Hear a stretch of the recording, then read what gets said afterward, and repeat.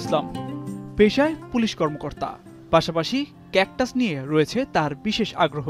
তাই বাড়ির ছাদে গড়ে তুলেছেন ক্যাকটাস ফার্ম, যেখানে শোভা পাচ্ছে বিভিন্ন দেশ থেকে সংগ্রহ করা প্রায় 450 প্রজাতির ক্যাকটাস গাছ।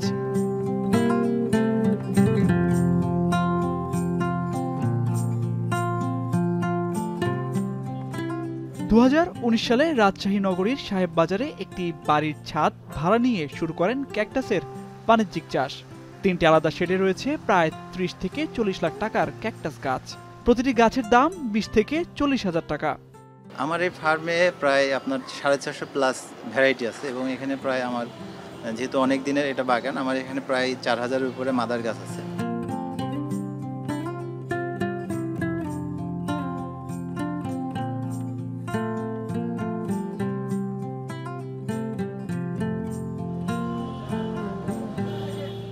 এসব দামি জাতের চারা স্বল্পমূল্যে বিক্রি হয় ফার্ম থেকেই, পাশাপাশি অনলাইনেও রয়েছে ভালো চাহিদা।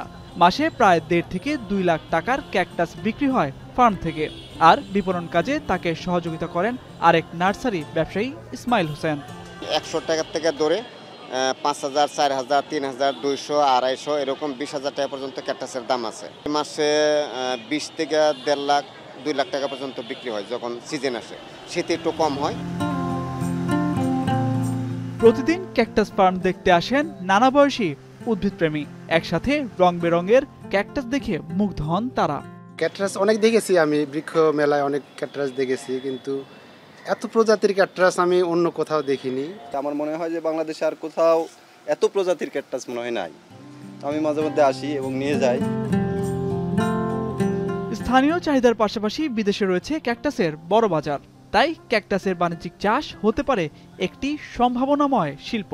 সেক্ষেত্রে ক্যাকটাস নিয়ে বৃহৎ পরিসরে গবেষণার প্রয়োজন আছে বলে মনে করেন তহিদুল ইসলাম।